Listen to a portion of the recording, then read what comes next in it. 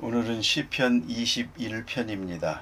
구약성경 816면 시편 21편 1절로 13절 끝절까지 다 함께 봉독합니다. 여호와여, 왕이 주의 힘으로 말미암아 기뻐하며 주의 구원으로 말미암아 크게 즐거워하리이다. 그의 마음의 소원을 들어주셨으며 그의 입술의 요구를 거절하지 아니하셨나이다. 주의 아름다운 복으로 그를 영접하시고 순금관을 그의 머리에 씌우셨나이다.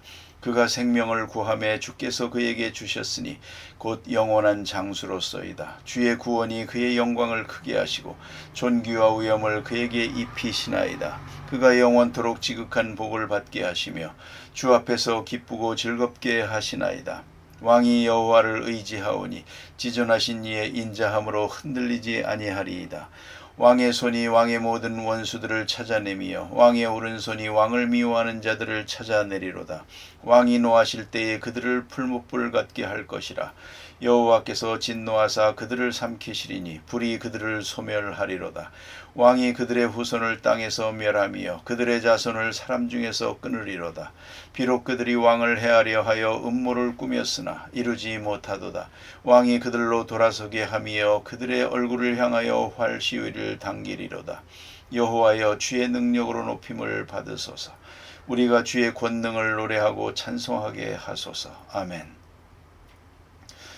어제 아침에 말씀드린 바와 같이 시편 20편은 하나님께서 왕을 주신 것을 생각하며 백성들이 왕을 위해서 하는 기도였습니다. 하나님께서 왕에게 은혜 베풀어 주시기를 바랍니다 하는 그런 내용의 기도였고요. 오늘 본문의 21장은 하나님께서 왕을 주신 데 대한 감사하는 내용이요, 또한 왕에게 베풀어 주시기를 바라는 백성들의 소원이 여기에 있습니다. 한마디로 말하면 하나님께서 이렇게 위대한 왕을 우리에게 주신 것을 감사합니다 하는 그런 내용이 1절부터 6절에 있고요. 그리고 7절부터 끝절까지는 하나님께서 왕의 모든 원수를 다 제해 주시기를 바랍니다. 왕 앞의 원수들이 다 소멸되기를 바랍니다. 그러니까 모든 원수로부터 오는 고통이 없게 해 주시기를 바랍니다 하는 그런 내용의 기도입니다. 한마디로 말하면 백성이 왕을 향하여 감사하고 또 그 감사한 마음으로 하나님 앞에 감사의 기도를 드린다는 것, 이건 참으로 아름다운 일입니다. 그 자체가 축복입니다. 아시는 바와 같이 우리는 많은 권세와 권력 속에 살아갑니다. 경제적인 권력, 정치적인 권력, 혹은 지적인 권력, 이런 많은 권력 속에 우리가 살고, 그래서 권력의 지배를 받고 있습니다. 또 권력은 계속 이동합니다.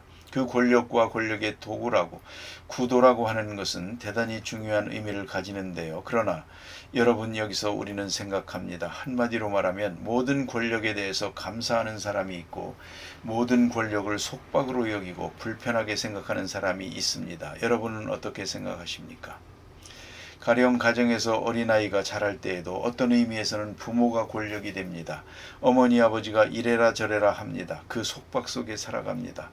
그런데 효도하는 마음을 가진 사람은 부모님께 대하여 감사합니다. 이런 좋은 부모를 주어서 감사합니다. 그렇지 않습니까? 오래전 이야기지만 참 우리의 가슴을 뭉클하게 한 이야기가 있지 않습니까? 버마 아웅산 사건 때 우리나라의 많은 지도자들이 세상을 떠났는데요. 그 가운데 장관 한 분이 세상을 떠났습니다. 그런데 그 딸이 그런 말을 하지 않습니까? 모든 사람이 다 울고 통곡하고 하는데 하나님께서 이렇게 좋은 아버지를 내게 주신 것을 감사합니다. 그래서 우리가 모두 놀라고 어린아이의 입에서 어떻게 저런 말이 나올 수 있나 생각합니다. 이런 좋은 아버지를 주신 것을 감사합니다. 그러니까 우리가 부모에 대해서도 우리가 많은 간섭을 받고 살거든요. 때로는 충고도 받고 매를 맞고 살지만 이 부모라는 권력, 구도에 대해서 감사하게 생각합니다. 하나님, 이렇게 좋은 부모님을 주신 것을 감사합니다. 그리 생각할 수 있는 사람은 복된 사람입니다. 그러나 생각이 잘못되고 타락하게 되면 정반대가 됩니다. 부모님이 나를 괴롭히는 것, 이걸 아주 큰 속박으로 생각하고 빨리 벗어나야겠다. 빨리 커서 시집을 가든 도망을 가든 해야지 이거 못 살겠다. 그리 생각하는 사람도 있습니다. 그건 권력에 대한 반항입니다. 이렇게 권력에 순응하며 그 권력에 감사하는 그런 보호함과 은혜로 받아들이는 하나님의 보호와 은혜로 받아들이면서 감사하는 그런 사람이 있는가 하면 권력 그 자체에 대해서 무조건 반항입니다. 그래서는 부모에 대해서나 나라에 대해서나 정치에 대해서나 모든 것이 못마땅한 겁니다. 만년야당입니다. 언제 한번 좋은 뜻으로 생각하지 못하는 그런 체질의 사람이 있습니다. 그것은 참으로 불행한 사람입니다. 그러나 또 한편 생각하면 왕 자체에도 문제가 있죠. 권력 자체에 문제가 있습니다. 어차피 우리는 권력 속에 사는데 권력에 대해서 감사할 수 있는 그런 여건, 또 그러한 권력자, 그러한 믿음, 그런 나 자신이 될 수 있다면 이보다 더 행복한 일이 없습니다. 이런 말이 있지 않습니까? 다 중요하지만 부모가 워낙 못된 부모가 되면 효도하기도 힘들거든요. 효도하려고 아무리 애를 써도 부모가 워낙 못되면 힘듭니다.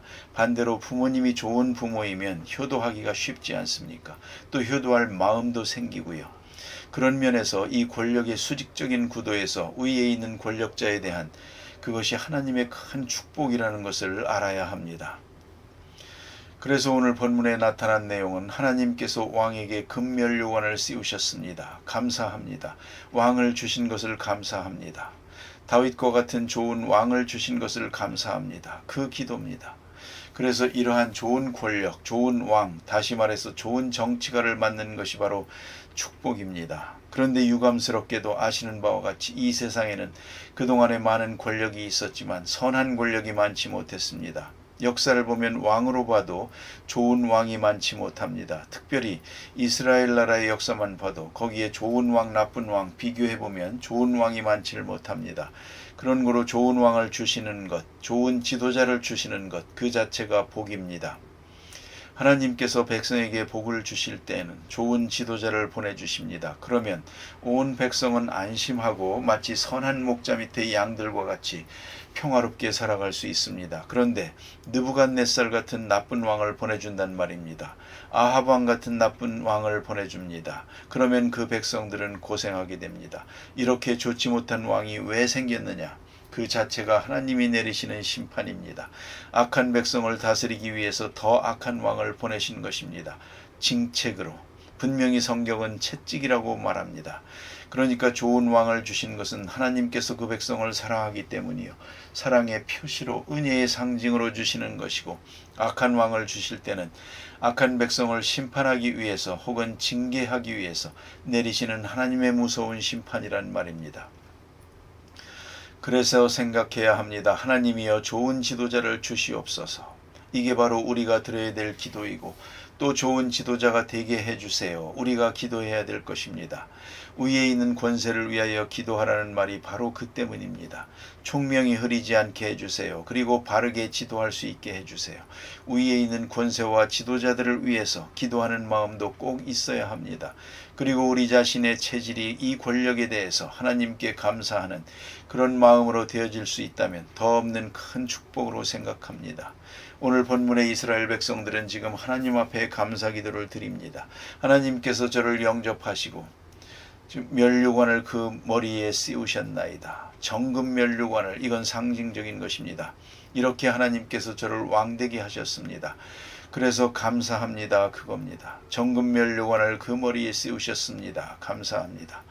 다시 말해서 하나님께서 훌륭한 왕, 다윗과 같은 왕을 미리 예비하시고 많은 훈련을 쌓으시고 오랫동안 준비하셨다가 이제 우리 앞에 세워주신 것 감사합니다. 그런 기도입니다. 이것이 하나님께 드리는 감사입니다. 오늘도 그렇습니다. 가끔 우리는 지도자에 대해서 얘기합니다. 지금 있는 지도자가 나이가 많은데 그 다음은 어떡하나 그럽니다. 하지만 모세를 예비해 두신 것처럼 저 광야에 40년 동안이나 준비해 놨다가 이스라엘을 인도하신 것처럼 다윗을 저 베들레헴 목장에서 기름 부어가지고 많은 훈련을 시켰다가 왕을 삼으신 것처럼 말입니다. 하나님께서는 그 어딘가 하나님의 백성을 위해서 또 귀한 지도자들을 지금 키우고 계십니다. 준비하고 계시는 것입니다. 그것이 축복입니다. 이렇게 준비해서 세워주시는 것입니다. 아시는 대로 다윗이 하늘에서 내려왔습니까? 갑자기 땅에서 솟았습니까? 이미 하나님께서 벌써부터 기름 부어 세워놓은 것입니다. 준비하셨다가 오늘 이 자리에 온 것이죠. 이 사실을 알고 지금 모두가 하나님께 감사하는 겁니다. 하나님이여 다윗이라고 하는 이 귀한 사람을 준비해 주시고 그리고 오늘 백성의 지도자로 삼아 주시니 감사합니다. 또 있습니다. 그런데 그 왕이 누구냐, 어떤 사람이냐가 중요하지 않습니까? 우상을 섬기는 사람, 포악한 사람, 자기밖에 모르는 사람, 그리고 권력을 휘두르는 그러한 학정을 하는 사람이 지도자가 되면 정말 충성하기가 힘들거든요. 하나님이 세운 권력 앞에 순종 안 할 수도 없고 참으로 힘듭니다. 권력자가 참 존경을 받는 분이면 좋은데 그렇지 못할 때는 순종하기가 아주 힘든데 오늘 본문에 보는 대로 백성들은 이리 생각을 합니다. 하나님이 세우신 저 왕은 왕이 주의 힘을 인하여 기뻐하며 주의 구원을 인하여 크게 즐거워하리이다.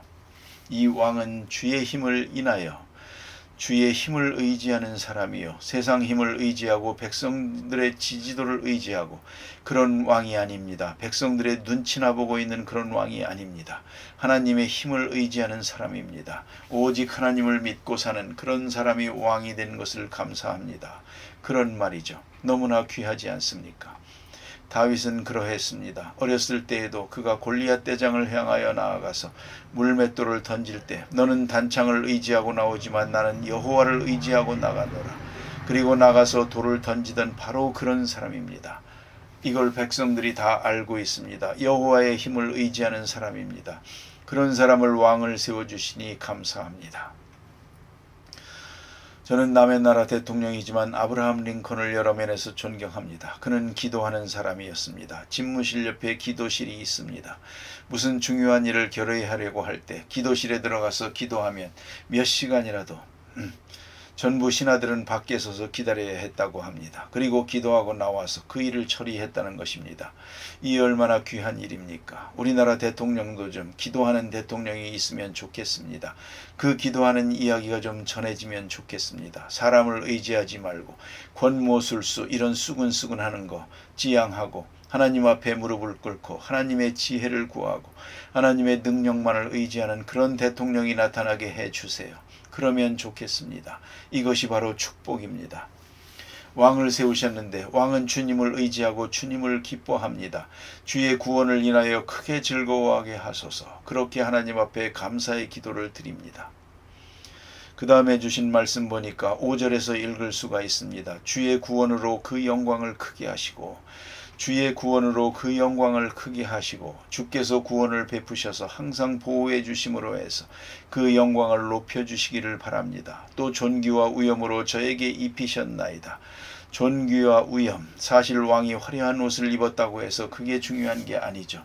왕관 때문에 백성이 존경하는 것이 아닙니다. 그것은 바로 왕의 위엄, 왕의 위신, 왕의 덕을 말하는 것입니다. 왕의 덕성이 높임을 받아서 백성들이 그를 우러러볼 수 있게 돼야 정치가 바로 되는 것입니다. 그러니까 우리는 위에 있는 권세, 그 누구든지 간에 높이 존경할 때 따라서 우리 자신들도 높이는 것입니다. 이런 권력에 대한 신앙적인 이해가 꼭 있어야 한다고 생각합니다. 그 다음에 7절부터 주신 말씀은 왕을 위한 백성들의 기도입니다. 백성들의 소원이 여기에 있습니다. 왕이 여호와를 의지하오니 지존하신 이의 인자함으로 요동치 아니하리이다. 요동치 않게 해주시기를 바랍니다. 왕이 주님만 의지하고 있습니다. 얼마나 귀한 말씀입니까? 백성을 의지하는 것도 아니고 군사력을 의지하는 것도 아닙니다. 저 왕은 여호와 하나님만 의지합니다. 하나님만 의지하고 있는 왕입니다. 하나님이여 힘 주시고 능력 주시고 지혜 주셔서 요동치 아니하리이다. 흔들리지 않게 해주세요. 중요한 의미가 있는 줄 압니다. 권자에 앉게 되면 전자의 왕들은 대개 그랬습니다. 왕이 변합니다. 생각이 달라집니다. 처음 왕이 될 때 그때의 마음으로 있으면 얼마나 좋겠습니까? 그러나 그렇지 않은 것 같습니다. 그 자리에 있어 보면 달라진다고 그럽니다. 그래서 문제가 생기는 것이죠. 힘을 의지하고 자기 능력을 의지하고 또는 돈을 의지하고 우리나라에도 그러지 않습니까? 대통령 된 사람들이 무슨 돈이 그렇게 필요가 있습니까? 그런데 그렇게 많이 가지려고 하는 이게 뭔고 하니 돈을 의지하기 때문에 돈이 있어야 뭘 할 수 있겠더라 그런 생각이죠. 그래서 긁어 모으다가 이 나라를 이렇게 어지럽게 만드는 거 아닙니까? 그러니까 돈을 의지하는 마음 없어야 되고 여호와 하나님을 의지하고 진리를 의지하고 정의를 의지해야죠. 바른 길로만 가면 백성들은 다 그를 따라주는 것입니다. 이러한 확실한 지도자여야 되겠는데 마음이 흐려지면 그렇지 못한 것 같습니다. 그런데 여기 주신 말씀대로 요동치 아니하리이다. 하나님을 의지하기 때문에 하나님이 보호하셔서 그 구원자가 절대로 흔들리지 않도록 그렇게 되기를 바랍니다 하는 기도입니다. 그 다음에 8절 이하에 있는 말씀은 원수에 대한 이야기입니다. 원수를 다 물리쳐 주시기 바랍니다. 그렇죠. 권력에 대해서는 반드시 권력에 반대하는 자가 있게 마련입니다. 어딘가 있습니다. 권력에 대항하는 그 모든 악한 세력들을 다 물리쳐 주시기 바라고, 오늘 특별히 9절에 있는 말씀은 구체적입니다. 왕이 노할 때에 저희로 풀무불을 같게 할 것이라. 여호와께서 진노하사 저들을 삼키시리니 불이 저들을 소멸하리로다. 이렇게 되기를 바라고 있습니다. 다시 말하면 왕이 진노할 때 그 앞에 있는 원수, 마치 풀무 안에서 모든 쇠까지 다 녹아버리는 것처럼 그렇게 되기를 바라고, 또 하나는 여호와의 진노가 그들을 삼켜버리기를 바랍니다. 그런 말씀입니다. 그건 뭐냐면 왕의 원수가 하나님의 원수 되게 해주시고, 왕을 반대하는 사람들은 바로 하나님을 반대하는 것이 되게 해주세요. 왕이 원수를 진멸하려고 할 때에 하나님이 왕편에 서서 왕과 같은 뜻을 가지고 하나님이 친히 원수를 진멸해 주시기를 바랍니다 하는 그런 내용입니다.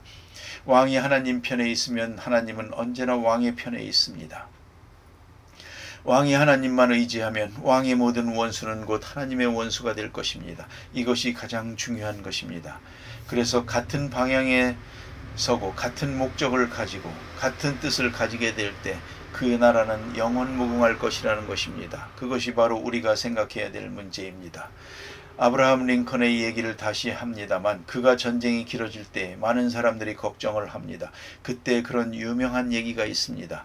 신하들이 이러할 때에 하나님이 우리 편에 서 있다면 얼마나 좋을까요? 하나님이 우리 편에만 서 계시면 승리는 우리 것이니까요. 그때 아브라함 링컨은 그렇게 말하지 않았습니다. 나는 그걸 걱정하지 않습니다. 하나님이 우리 편에 있는가 하는 것을 걱정하는 게 아니라 내가 하나님 편에 있는가 하는 것을 걱정하고 있다고. 얼마나 참 위대한 이야기입니까? 항상 내가 하나님 편에, 왕은 하나님 편에 있어야 됩니다. 그리하면 하나님이 모든 왕의 대적을 소멸해 주실 것이기 때문입니다. 기도하십시다.